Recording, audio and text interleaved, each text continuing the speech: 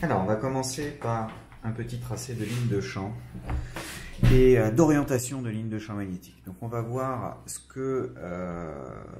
qu'on peut dire de cet exercice 3 dans lequel on vous propose deux petits dessins qui correspondent en fait à la même chose. Alors, on vous dit indiquer le sens des courants circulant dans les bobines coaxiales et orienter les lignes de champ magnétique. Dans le premier, le sens des courants est en fait déjà indiqué, donc il va falloir juste regarder le champ magnétique correspondant. Là, comme d'habitude, c'est la règle de la main droite. Par exemple, pour la bobine de droite ici, vous voyez que ça s'enroule en passant au-dessus, donc le champ magnétique devrait aller comme ça vers la gauche. Donc on va essayer de dessiner cette petite chose. Donc j'ai un champ magnétique qui va avoir tendance, pour toutes les lignes de champ, à rentrer, à passer sous le pont dans ce sens vers la gauche et donc repartir par ici de ce côté-là. Si vous prenez au contraire l'autre, là votre main droite, il faudrait le plus simple, c'est encore de tourner ici. Vous voyez que la règle de la main droite vous dit que dans la configuration de départ, ça allait vers la droite. Donc on a des lignes de champ qui sont orientées comme ça vers la droite partout et qui passent sous le pont dans l'autre sens.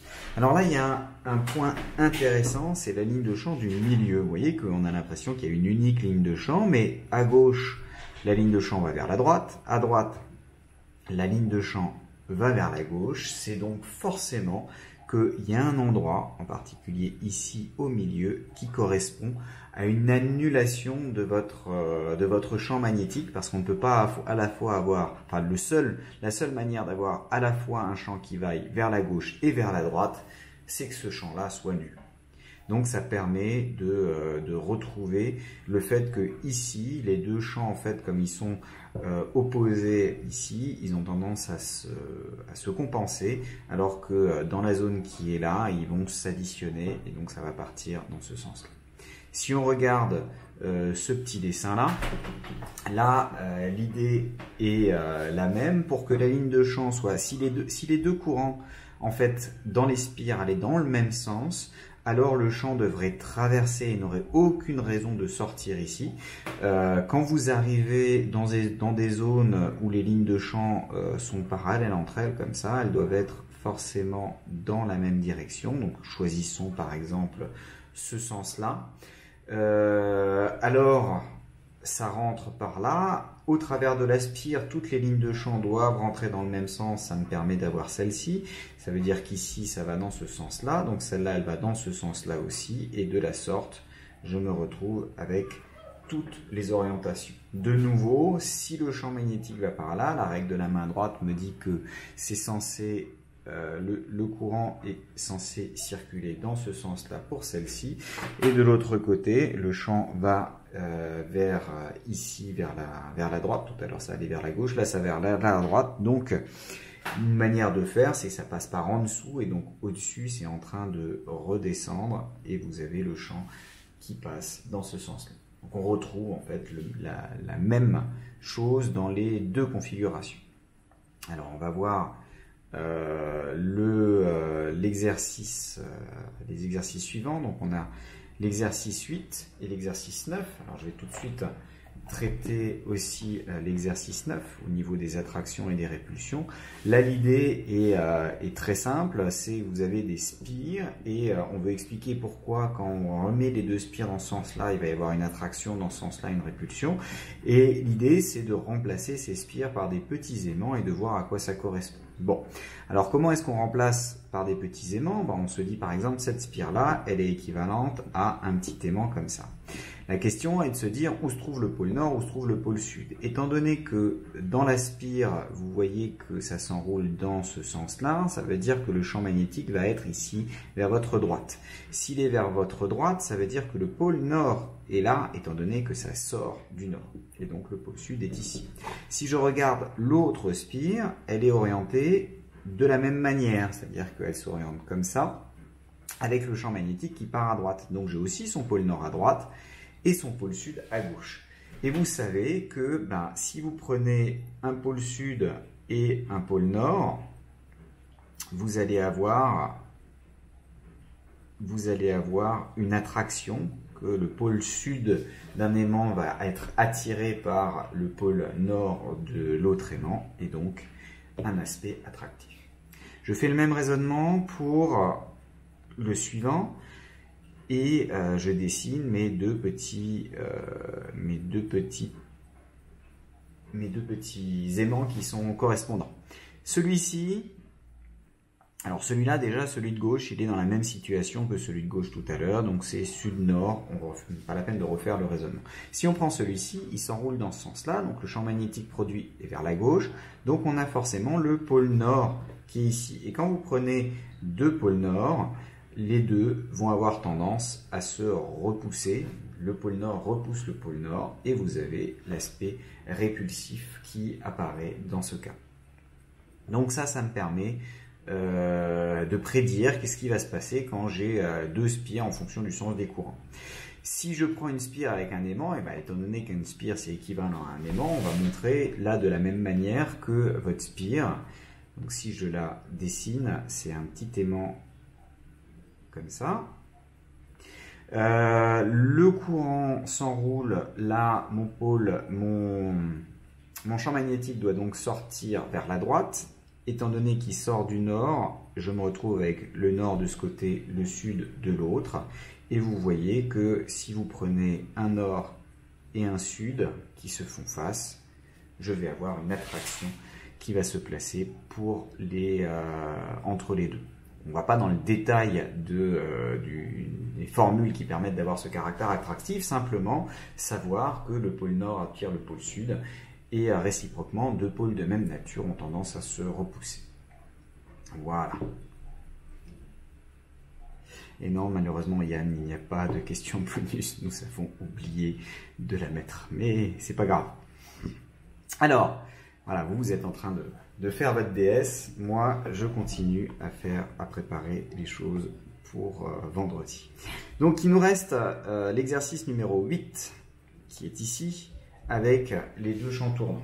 Alors, pour l'exercice numéro 8, je vais refaire une vue du dessus de ce système-là, rapidement, un petit dessin.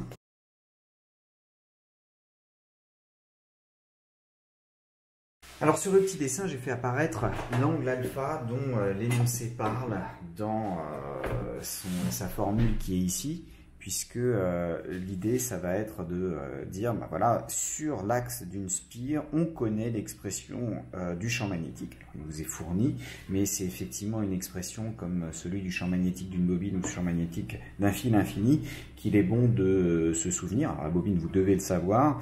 Le fil, l'an prochain, vous saurez le démontrer. Celle-ci, c'est bon de savoir qu'il y a une histoire de sinus cube alpha. Et ce sinus cube alpha, vous voyez que dans l'expression, on fait apparaître le rayon de la spire et il n'apparaît pas la distance, mais en fait, la distance à laquelle vous vous placez au niveau de l'axe, là, cette distance-là, apparaît dans le sinus alpha. Donc alpha, c'est l'angle sous lequel on voit la spire depuis ici. Et donc, vous avez que tangente alpha, si on veut le calculer, c'est l'opposé sur l'adjacent, c'est R sur D, ou alors encore sinus alpha peut s'écrire l'opposé, donc R divisé par l'hypoténuse qui vaut racine de R2 plus D2. Donc on a une expression du champ magnétique. Alors il faut se poser la question, dans quel sens vont être les différents champs magnétiques? Vous savez que l'orientation du X et du Y n'est pas totalement habituelle. X, Y, vous avez que le Z pointe ici vers vous.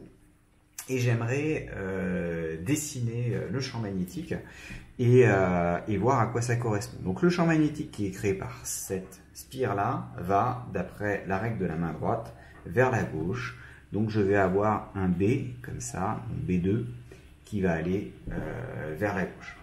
Au contraire, enfin, de la même manière, le B1, si je prends la règle de la main droite, donc il faut se mettre dans ce sens-là, ça passe vers le haut, donc, enfin, on passe au-dessus comme ça vers votre droite, ce qui veut dire que le champ magnétique va vers le haut, donc le B1 va être situé dans cette direction-là. Donc B1 est selon moins EY, B2 va être selon plus EY.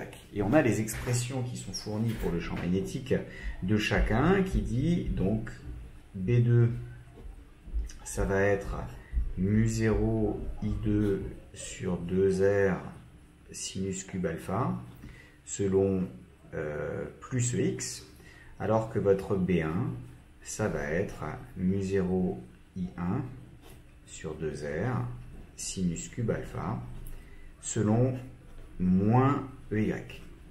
Là, j'ai fait le dessin en supposant que mes courants étaient positifs, hein, c'est les sens qui étaient définis positifs.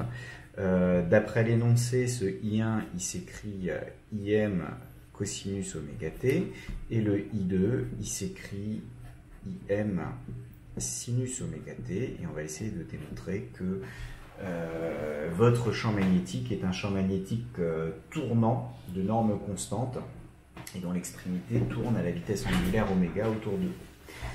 Alors pour faire ça, il suffit d'écrire que le champ total, c'est la somme B2 plus B1. Alors, je le mets dans ce sens-là parce qu'ils ont mis B2 selon X. Donc vous voyez qu'on peut factoriser un certain nombre de choses. Il y a le mu0, il y a le 2R, il y a le même alpha parce que j'ai la même distance D selon les deux axes. Donc je me retrouve avec du mu0 IM qui est aussi le même ici et là, sur 2R sinus cube alpha, facteur de, alors selon X, c'est I2, non, selon X, voilà, c'est I2 qui est un sinus, donc j'ai du sinus oméga t selon X, moins cosinus oméga t selon EY. Voilà. Et si je connais mes formules Trigo, ça peut s'écrire B dot égale à un certain B0 qui est tout ça, qui est la norme de votre système. Sinus oméga t, c'est cosinus de oméga t moins pi sur 2. Je vais l'écrire sous cette forme-là. Cosinus oméga t moins pi sur 2. Cosinus moins cosinus oméga t, c'est justement sinus de oméga t moins pi sur 2, donc plus sinus de oméga t moins pi sur 2, EY. Et si on calcule, enfin on aurait pu calculer directement la norme du vecteur qui était là et puis montrer qu'elle était constante, mais sous cette forme-là, vous voyez tout de suite que ça s'écrit le vecteur ER avec en fait θ qui vaut oméga t moins pi sur 2. Et donc qui tourne bien à vitesse angulaire oméga constante, puisque θ change au cours du temps, et qui va garder une norme ici qui va rester constante. Donc on a bien quelque chose qui a un bétote qui va s'écrire une constante fois un vecteur ER qui tourne au cours du temps, avec l'angle θ qui doit s'écrire oméga t moins pi sur 2. Donc ça nous permet d'avoir ce premier résultat pour cet exercice. Alors c'était l'exercice 8 du TD I1.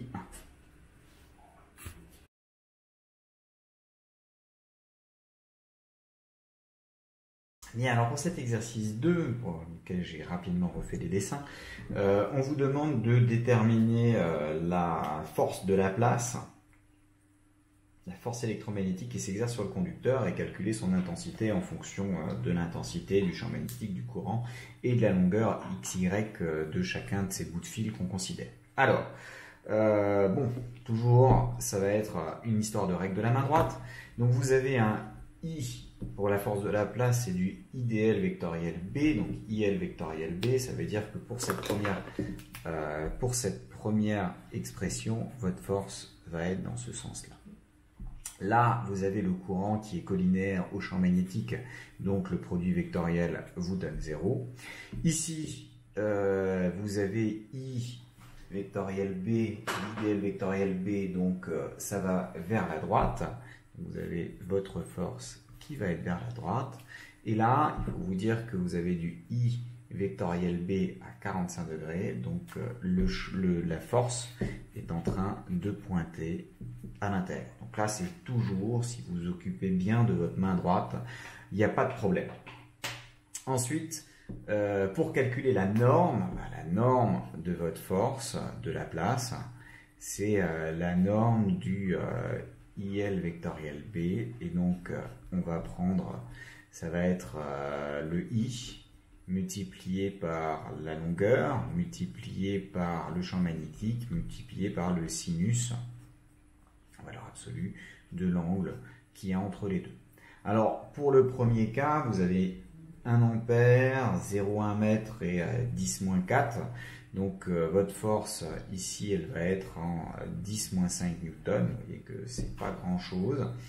Parce que en fait le champ magnétique est très faible, c'est l'ordre de grandeur du champ magnétique terrestre un petit peu plus fort, mais guère plus.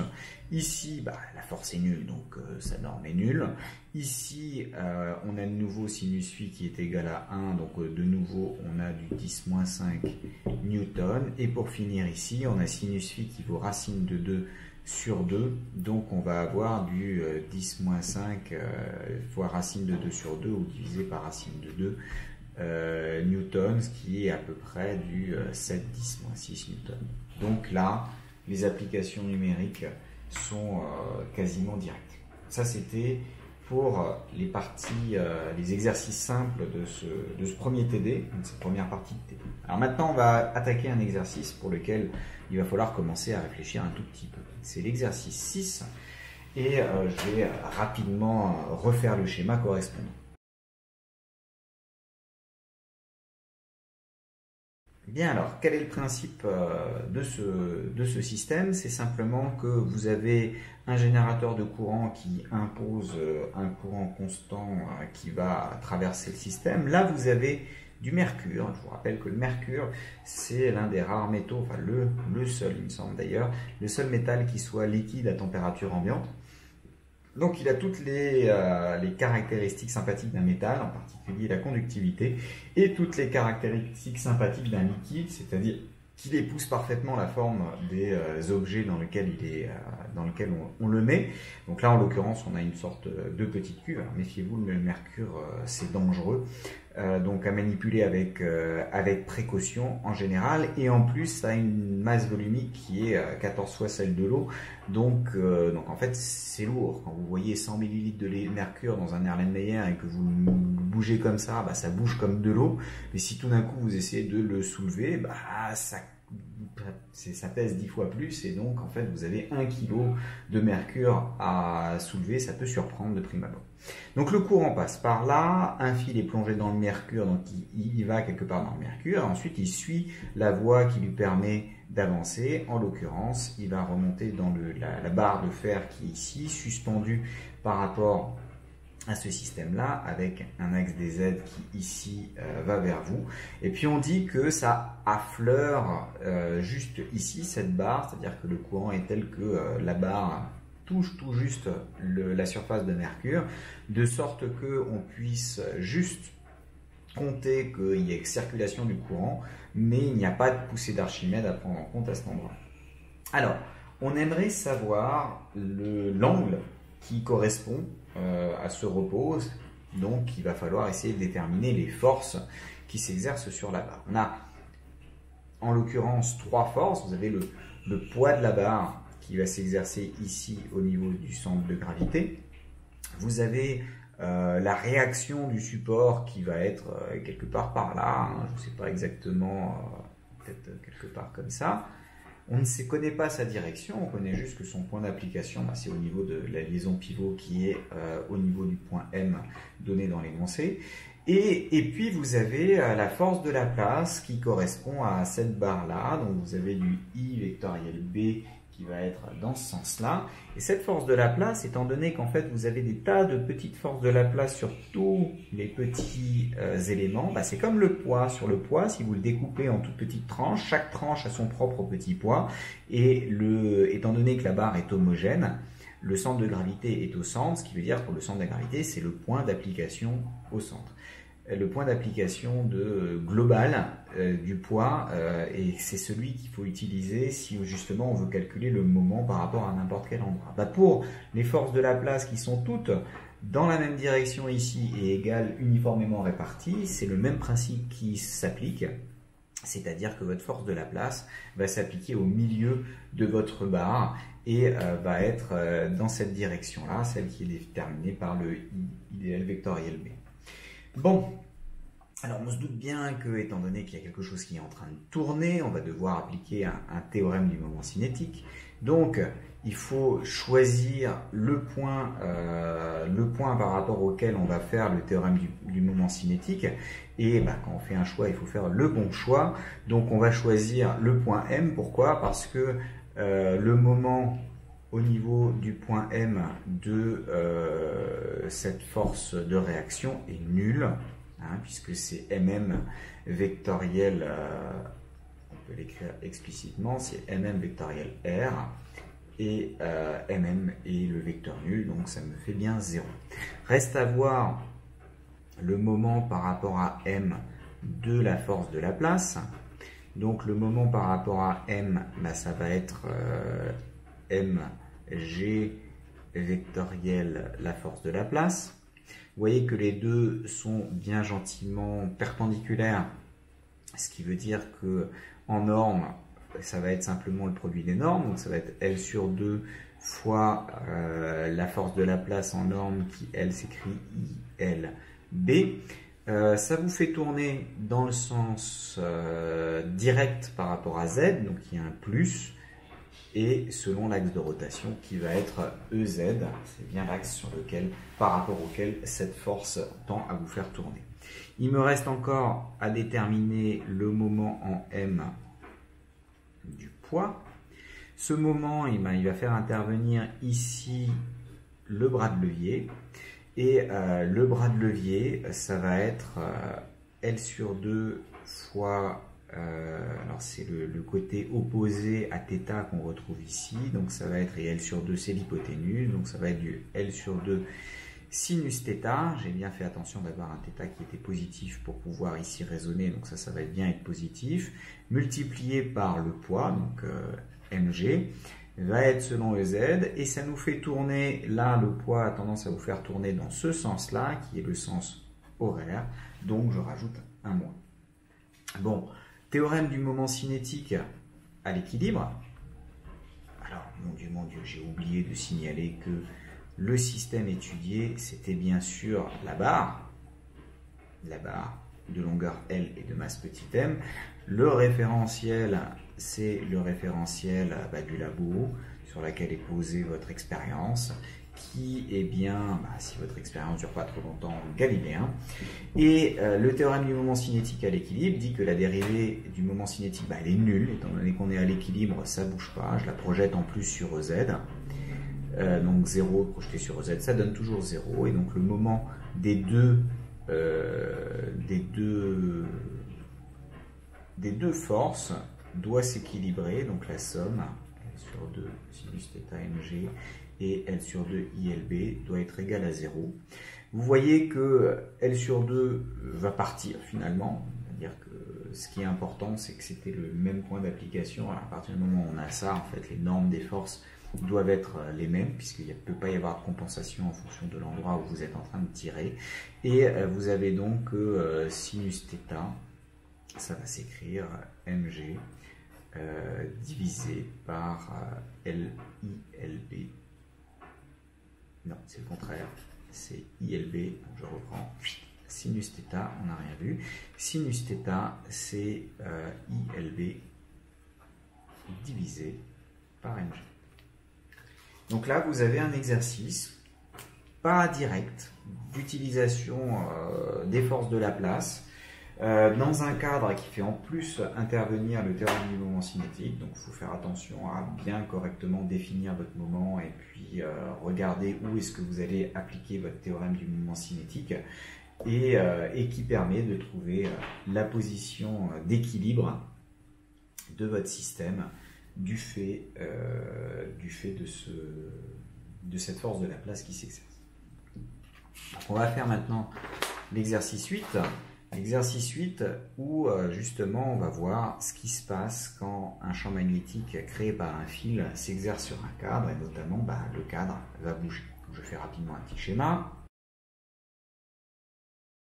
Voilà, alors on vous rappelle gentiment cette formule. Le champ créé par le fil, c'est mu0i sur le périmètre de Pierre à une distance r selon θ. Donc ça dépend de r.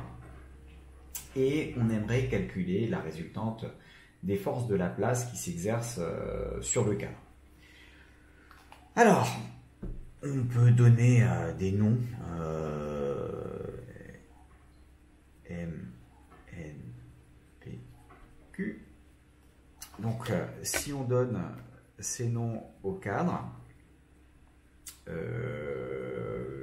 pour le cadre, celui-là est parcouru aussi par un courant. Hein, il est parcouru par un courant d'intensité I négative. Donc là, on compte le sens positif dans ce sens-là. Ça veut dire que le I conventionnellement positif est là. Mais en fait, il va être négatif. Alors là, c'est juste pour vous obliger à écrire les forces dans le bon sens par rapport à ça. Donc, quand j'ai mon courant I qui est là, ça veut dire que le champ magnétique qui est partout a tendance à rentrer dans la feuille. Bon. Si je prends I vectoriel B, par exemple sur PQ, la force doit être vers la droite. Mais comme il est négatif, cette force va être en vrai vers l'intérieur. Alors là, la question se pose de est-ce qu'on fait les dessins en vrai ou est-ce qu'on fait les dessins en fonction de l'orientation choisie positive, et on raisonnera après sur le I à la fin.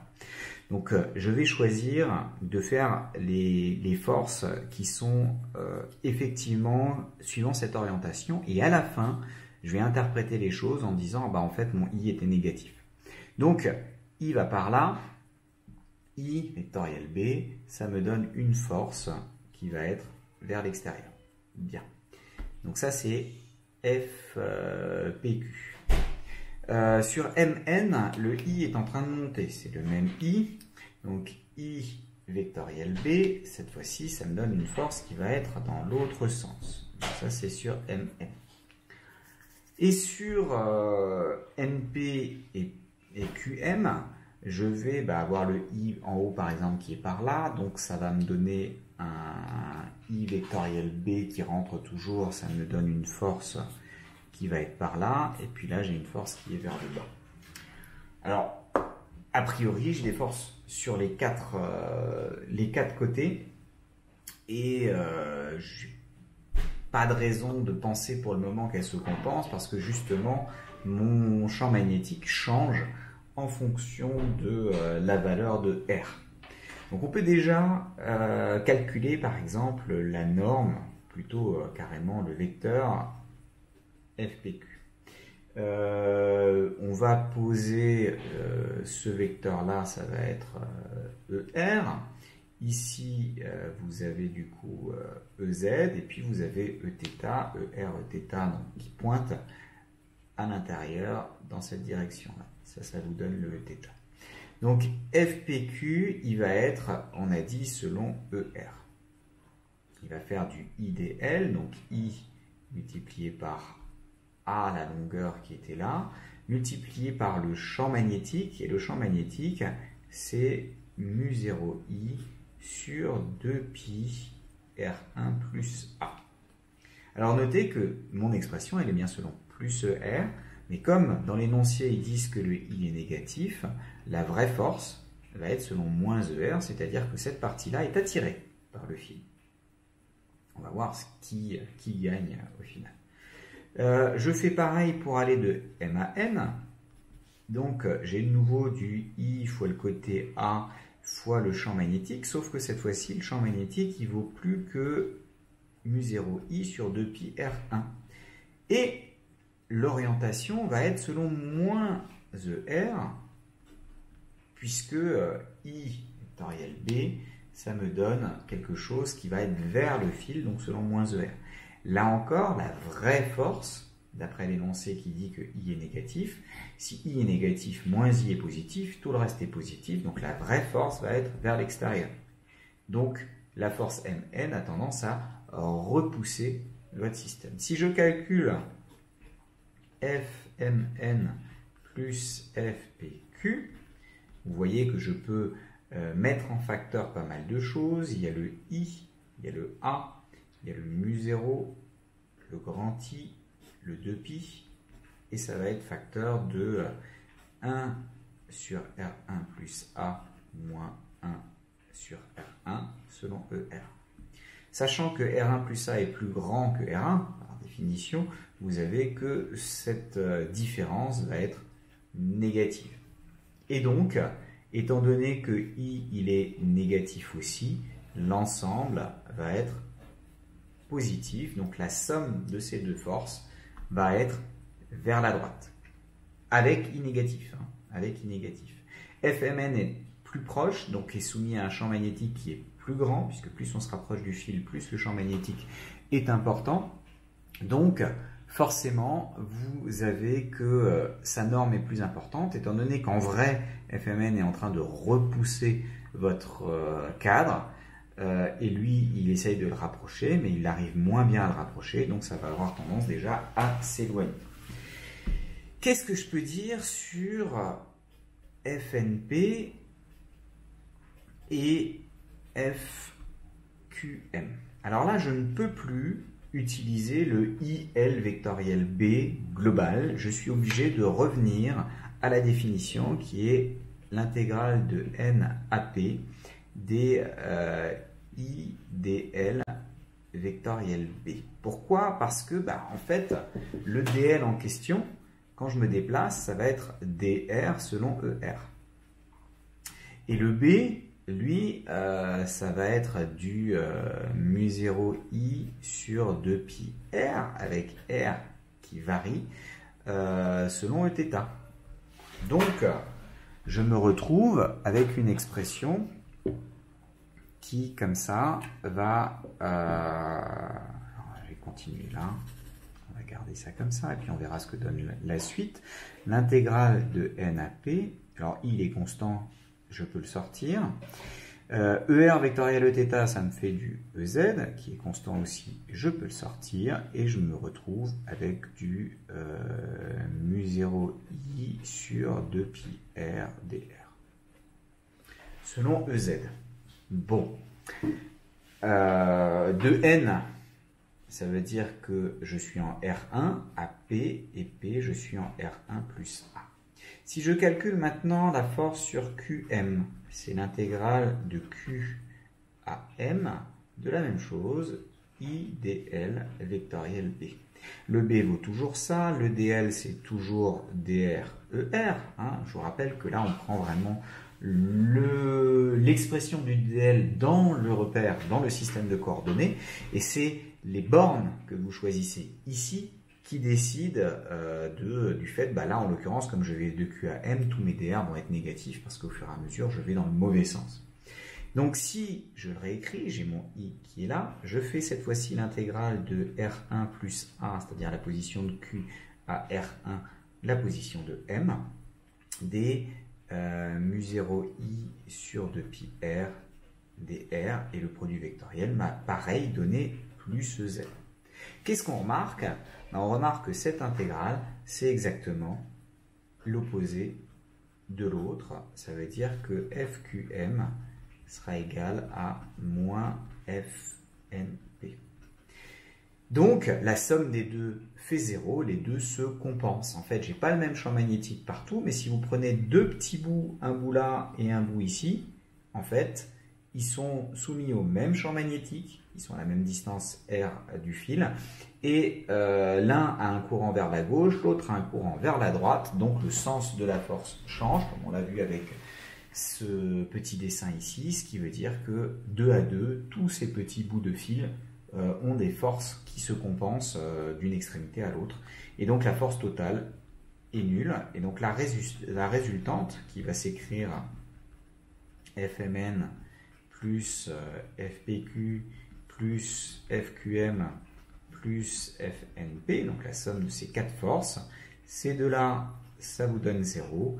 Il me reste juste le FMN plus FPQ qu'on a calculé juste avant, et donc l'expression de la résultante qui m'intéressait, c'était celle-là. Et vous pouvez en déduire que avec ainsi le I est effectivement négatif dans ce cadre par rapport au sens qui avait été défini dans votre système. Si le I est négatif, vous avez une force globale qui va avoir tendance à vous repousser repousser cette petite spire de ce fil infini qui démarre. Et c'est tout pour cet exercice 8. Alors, l'exercice 9, un petit rail de Laplace. Donc là aussi, je vais faire un petit dessin rapide de la situation. Ok, donc on fait une vue du dessus du rail de Laplace avec l'aimant U qui, pour une fois, n'est pas suffisamment large par rapport à l'écartement des deux rails, et donc il a une distance petit d sur laquelle, effectivement, il impose un champ magnétique qui, comme ça, monte vers vous.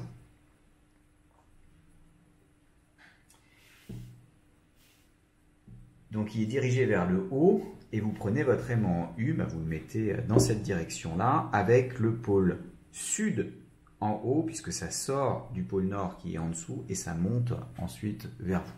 Donc vous avez comme ça votre champ magnétique qui monte, et ça permet de représenter votre système en U. Ensuite, on vous demande de déterminer le sens et l'intensité du courant dans le circuit. Pas très compliqué, on a tout mis dans une résistance R, on néglige la résistance du reste du circuit, on a une force électromotrice qui vous pousse là-dedans. Si je pose un I dans ce sens-là, vous avez que E moins RI est égal à 0, puisque cette tension-là, il faut que je la dissocie, elle vaut moins RI, donc j'ai I qui s'écrit simplement E sur R. Donc de ce point de vue-là, j'ai un système très simple avec I qui circule dans ce sens-là, dans votre barreau. Alors, déterminer en direction sens et grandeur de la force de Laplace, et puis bien sûr, on va essayer de voir dans quelle direction cette force de Laplace va avoir tendance à vous pousser. Vous avez I qui part par là, vous avez le champ magnétique qui vient vers vous, donc la force de Laplace ici, elle est vers la gauche, donc j'ai une force de Laplace qui va être comme ça. Donc ça, c'est ma force de Laplace. Et la force de Laplace, donc elle est, alors on n'a pas défini l'axe, mais elle est vers la gauche. Et la norme de votre force de Laplace, ça va être la valeur du courant, multipliée par la distance du conducteur qui est effectivement plongé dans le champ magnétique, parce que sur les parties qui sont à l'extérieur, il n'y a pas de champ magnétique, ou il est totalement négligeable, donc on ne le prend pas. Donc c'est la distance D multipliée par le B, le I et le B sont bien perpendiculaires, donc on peut simplement multiplier les normes. Si on fait l'application numérique, sachant que I c'était E sur R, que E c'était 5 volts et 5 ohms, c'est pas très compliqué, ça vous donne un I de 1 ampère. Donc là c'est 1 multiplié par 4 10 moins 2 multiplié par 0,1. Donc je me retrouve avec du 4 millinewton, du 4 10 moins 3 newton. Voilà, donc ça permet de résoudre cet exercice sur les forces de Laplace. Celui-ci est vraiment tout simple, tout simple. Les deux suivants, par contre, vont demander un tout petit peu plus de raisonnement et de difficulté. Donc attaquons l'exercice 10, qui va être un tout petit peu plus long et difficile à résoudre. L'exercice 11 aussi par rapport à ce qu'on a fait jusqu'à présent. Bon, on commence par faire une vue du dessus. Dans le cas alpha égale 0. Donc, vous avez votre cadre qui est comme ça. Vous avez le champ magnétique qui va pousser, enfin va aller dans cette direction-là. Et le courant électrique, d'après l'énoncé, est en train de remonter là. Ensuite, il va être comme ça. Et après, il redescend, là j'ai le point M, et vu du dessus, là j'ai le point N. Donc si je regarde les différentes forces de Laplace qui vont avoir lieu dans ce cadre-là, j'en aurai une déjà où le courant I est collinéaire à B et où la force de Laplace va être nulle. Et donc au-dessus et en dessous, sur Mn et sur PO, vous avez une force de Laplace globale qui est nulle. En revanche, quand vous allez regarder ici sur ON, vous avez le courant qui est par là, le B qui est dans cette direction-là, et donc la force qui va avoir tendance à tourner. Donc ça, c'est la force sur ON. Au contraire, de l'autre côté, le courant est vers le bas, le champ B est toujours vers la droite, donc la force va être vers le bas. Ça, c'est la force sur MP. Et vous remarquez facilement que ces deux forces vont avoir tendance à faire tourner votre système. C'est pourquoi on va faire un dessin avec, par rapport à l'horizontale, un angle alpha. Le champ magnétique B est toujours vers la droite. Le courant est toujours en train de remonter de ce côté-là, passer par ici et redescendre par là. Pour avoir les forces, alors revoyons maintenant les différentes forces. Sur ON, vous avez toujours le I qui est vers le haut, le B qui est vers la droite, donc une force qui va aller dans cette direction-là sur mon dessin. De la même manière sur MP, et vous voyez que de nouveau ce couple de forces va avoir tendance à faire tourner, à essayer de faire tourner votre cadre. Rotation qui va être contrariée par le fil de torsion qu'on va mettre. Et là, on peut se poser la question des forces sur NM et sur PO. Donc le courant va dans cette direction-là, le champ ici, ce qui veut dire que la force sur NM va être vers le haut, et de l'autre côté la force sur PO, donc le courant ici va être dans l'autre sens, donc elle va être vers le bas. Ceci étant, les deux forces donc sont perpendiculaires, enfin sont plutôt parallèles à l'axe de rotation, et par conséquent n'auront pas de moment correspondant sur l'axe, et comme elles se compensent et s'exercent au milieu systématiquement, vous aurez une force globale qui va être nulle. Donc à la réponse à la question 1A, les forces qui ont effectivement un impact, un effet sur la rotation, ce sont ON, la force sur ON et la force sur MP. Et la norme de ces forces est en fait la même. Et d'après l'énoncé, puisqu'on a un truc de forme carrée, donc de longueur A, j'aurai du IAB. Et alors il y a juste une chose supplémentaire, c'est que en fait vous n'avez pas qu'une spire, mais vous en avez N. Et donc on a un petit n qui arrive ici. Alors remarquez que ici, ce petit n, c'est pas une densité de spires, c'est pas un nombre de spires par mètre, c'est vraiment le nombre de spires. Il faut le prendre en termes n entiers mathématiques, hein, dans cette idée-là. Ils ont mis petit n parce qu'ils ont déjà utilisé grand N pour le nom d'un point, et donc ça évite de faire la confusion. Et la force sur MP, ça va être exactement la même chose. L'une est vers le haut, l'autre va être vers le bas. Donc ça, c'est l'expression qui correspond et qui fait le lien avec le courant I. Alors dans l'énoncé, il y a une note grand I, donc on va garder la notation de l'énoncé.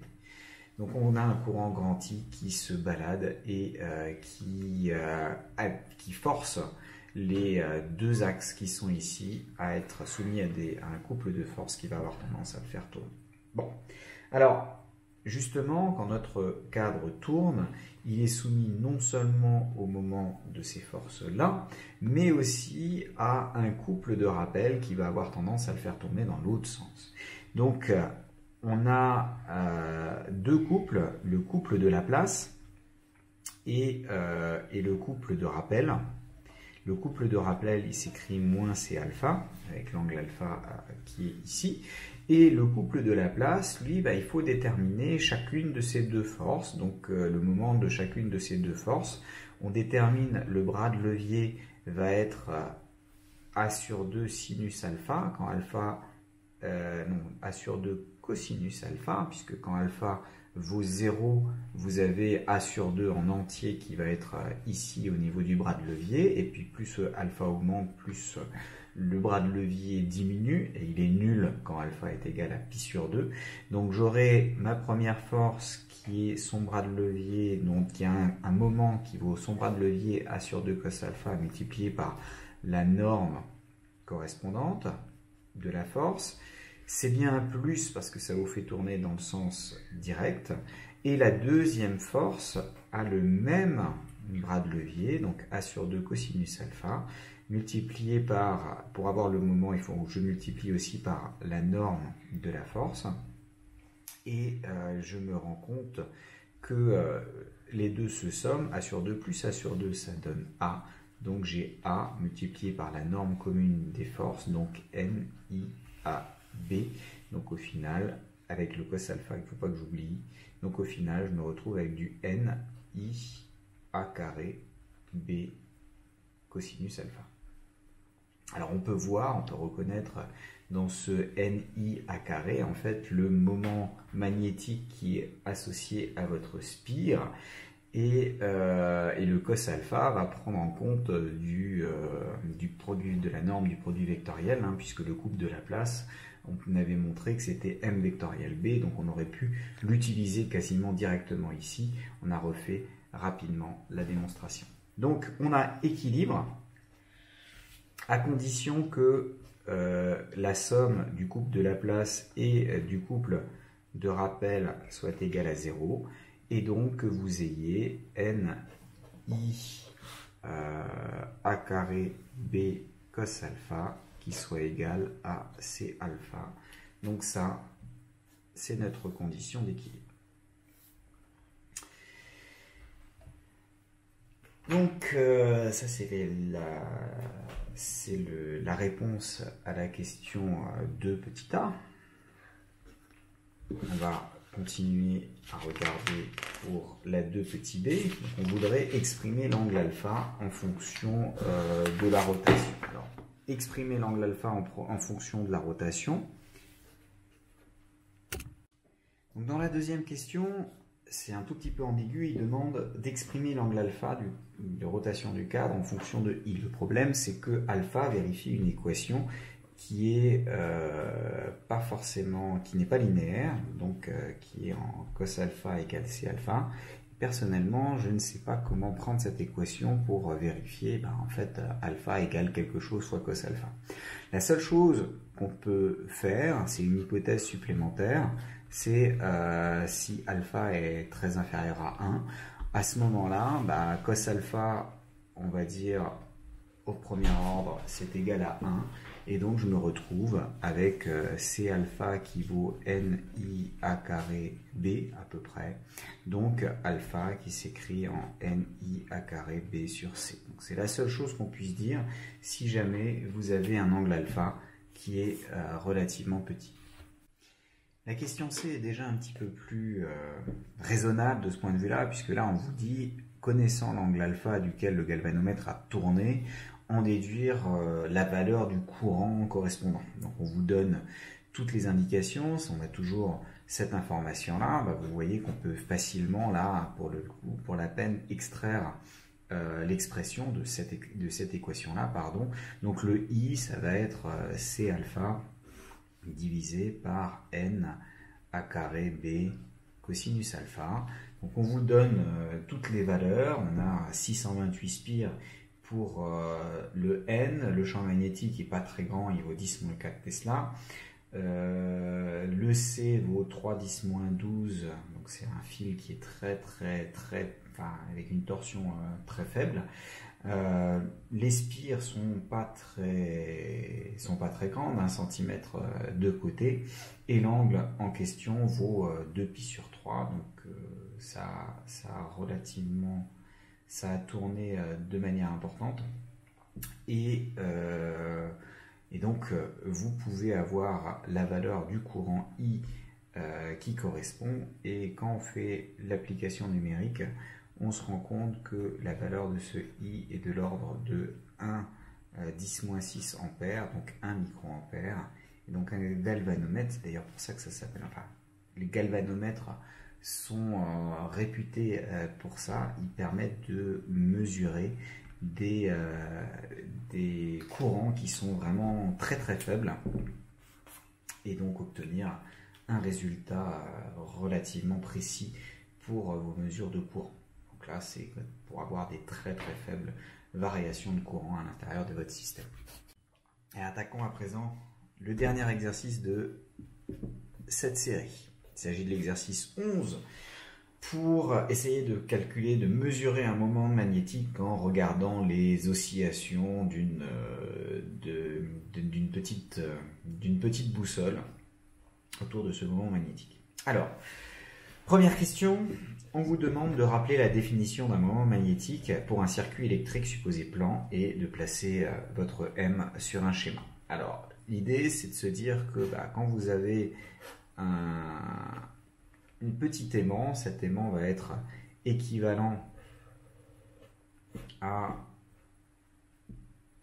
une spire qui va être dans ce sens-là, avec le moment magnétique M correspondant, qui peut s'écrire I fois le vecteur surface, et le vecteur surface qui va être IS selon la vecteur normale ici au plan de votre petit circuit filiforme.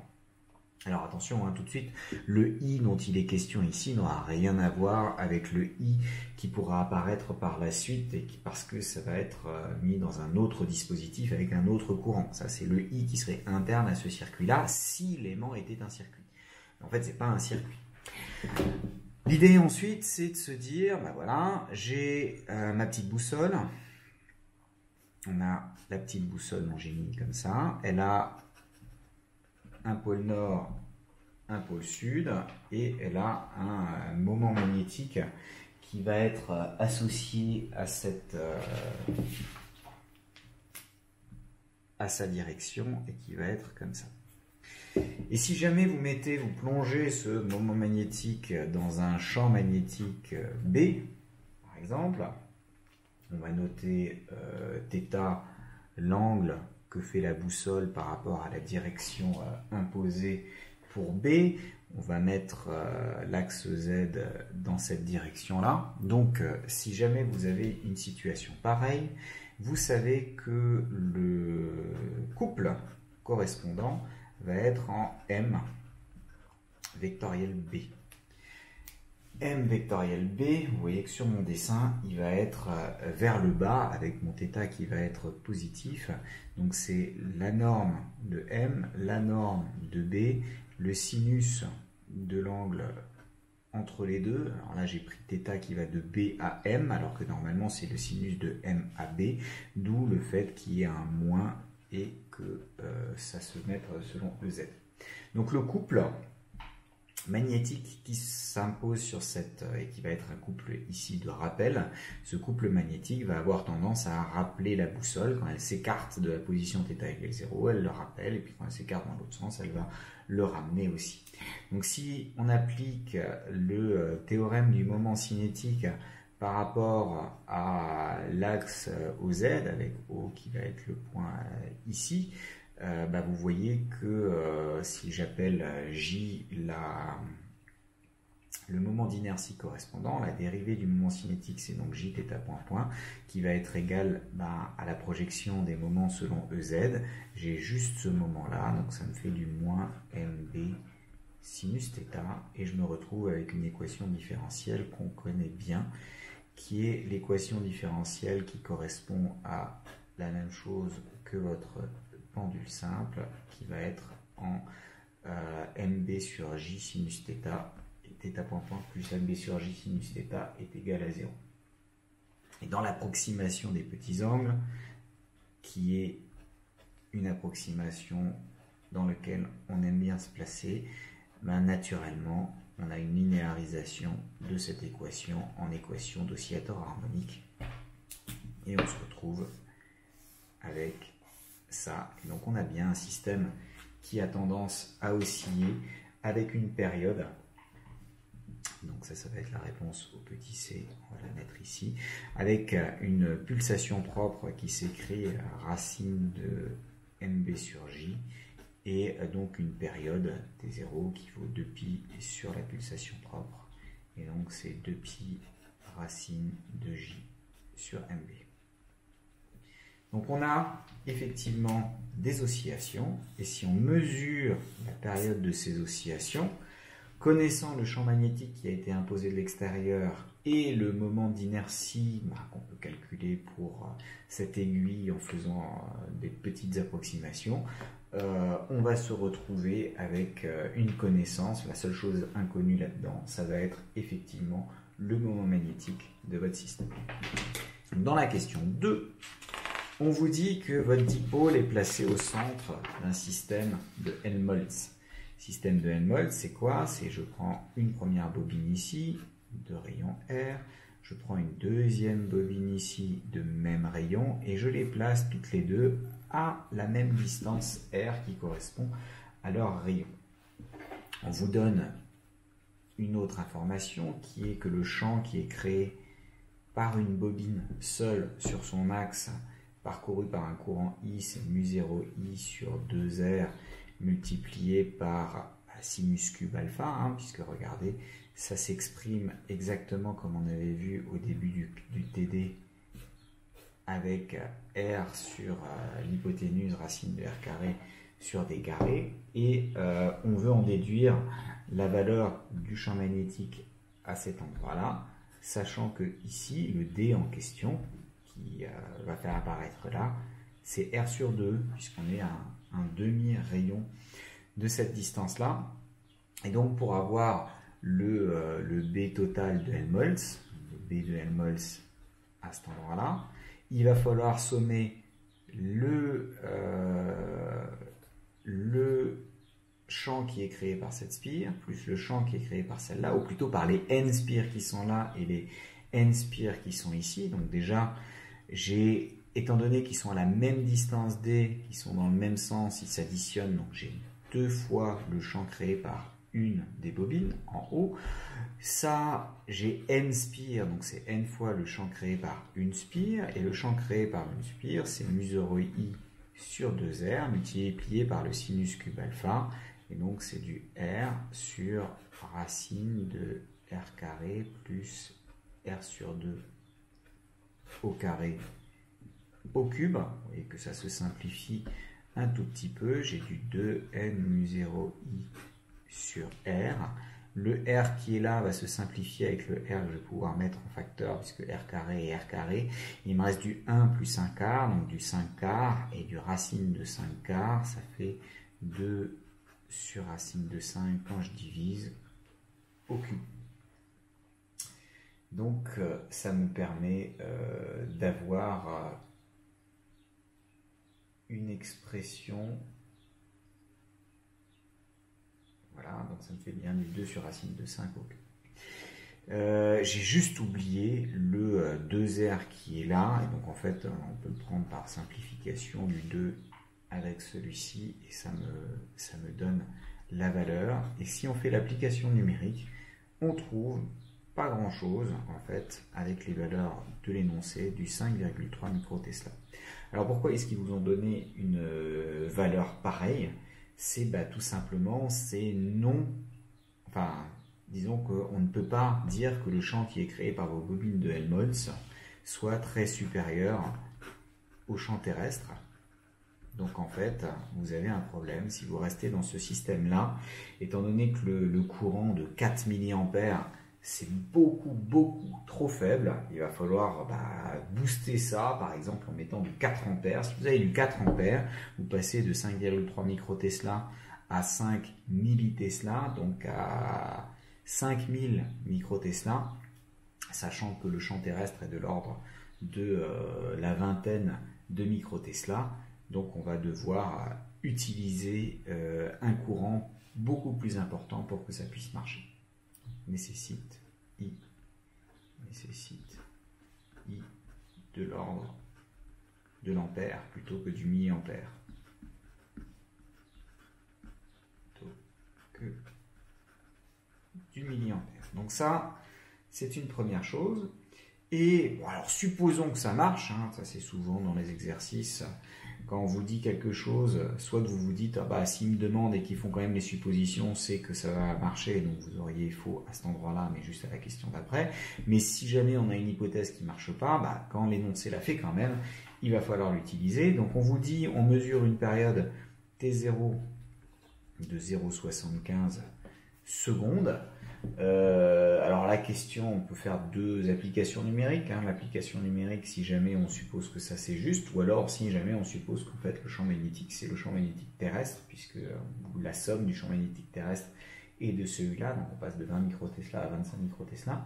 Dans tous les cas, moi ce qui m'intéresse, c'est ayant la valeur de T0 et ayant son expression qui est encore indiquée ici, comment est-ce que je peux obtenir le M qui est là. Donc ce T0 il est 2pi racine de J sur MB et donc je vais avoir du 4pi carré sur T0 carré multiplié par J sur B qui sera égal à mon M. Donc j'ai une expression explicite de M. J'ai la période, j'ai le champ magnétique, pour peu que je regarde à quoi ça correspond. Il me manque le J. Et le J, il va falloir faire une estimation de ce J-là. Alors on peut faire une estimation déjà à la louche. C'est de se dire, bah, si j'ai un machin qui est comme ça, qui est de longueur L, je connais sa masse petit m, bah... c'est forcément, le J va forcément être inférieur à, strictement à M, toute la masse, comme si j'avais mis toute la masse à L sur 2, donc L sur 2 au carré. Donc ça c'est vraiment une borne haute, puisqu'on est sûr que toutes les masses sont à une distance inférieure de L sur 2, donc quand je fais la somme des MI et RI carré, bah, tous les MI sont inférieurs à L sur 2, hein, on peut le trouver, puisque J c'est la somme des MI et RI carré. C'est donc strictement inférieur à la somme des MI fois L sur 2 au carré, puisque tous les RI sont inférieurs ou égaux à L sur 2 au carré. Et il y en a un paquet qui va être strictement inférieur. Et la somme des MI, bah, c'est justement la masse petit m entière. Donc là, j'ai déjà une première estimation à la louche. Vu que de toute façon, on ne sait pas si la valeur attendue c'est celle-ci ou si c'est 25 microtesla, à la limite vous faites une première application numérique avec ça, ça suffira bien. On va s'amuser quand même à le calculer pour de vrai, juste pour poser une fois le calcul qu'on a vu une fois en cours. L'idée est la suivante, je découpe en des tranches d'épaisseur dx. Vous verrez notamment, il y a une vidéo préparée par Louis qui pourra parler de ce découpage pour une tartine, pour une biscotte. C'est un petit peu la même idée. Donc je découpe en tranches d'épaisseur dx. Si je regarde la masse dm de ce truc-là, bah en fait c'est simplement une fraction de la masse totale. Une fraction qui va être, si je regarde la masse par unité de longueur, la masse par unité de longueur c'est m divisé par L, et je multiplie par la longueur effective. Vous savez que si dx ça vaut L en entier, bah, je retrouve la masse totale. Si dx ça vaut L sur 2, bah, j'ai la moitié de la masse qui est là. Si ça vaut L sur 4, j'ai un quart. Bah, du coup, s'il y a une proportionnalité simple d'un élément de masse de largeur dx avec ça. Là, en fait, ici, un équivalent de masse linéique, c'est vraiment votre masse linéique qui correspond à ça. Le J, ça va être quoi? Ça va être la somme des dm fois x carré quand je vais de 0 jusqu'à L sur 2. Là, ça me fait la partie droite. Comme j'ai exactement la même chose dans la partie gauche, le signe de x n'a pas d'importance étant donné qu'il est au carré, ben je vais avoir deux fois ce truc-là. L'expression du dm, il faut l'avoir en fonction du x, donc j'ai 2 fois m sur L l'intégrale de 0 à L sur 2 de x carré dx. Ça, maintenant, ça s'intègre sans problème. Ça me fait 2L sur L, x cube sur 3 entre 0 et L sur 2. Donc j'ai du 2m sur 3L qui sort de là. Et j'ai du L sur 2 au cube. L sur 2 au cube, ça fait L cube divisé par 8. Donc j'ai du 2m sur 3L fois L cube divisé par 8. 2 sur 8, ça fait un quart. 4 fois 3, ça fait 12. Un L qui se simplifie, ça me fait un J qui s'écrit en M L carré sur 12. Donc on a une expression, vous voyez que c'est bien inférieur, c'est 6 fois plus faible que le L carré non, c'est pas 6 fois plus faible, mais c'est 3 fois plus faible que le L carré sur 4 que j'avais estimé à la louche. Mais ça donne une expression, et donc avec ça, on est capable d'avoir un petit peu meilleure estimation de ce moment magnétique, à condition maintenant de faire des mesures avec un champ magnétique tel qu'il soit effectivement très supérieur au champ terrestre pour ne plus faire d'approximation à ce niveau-là.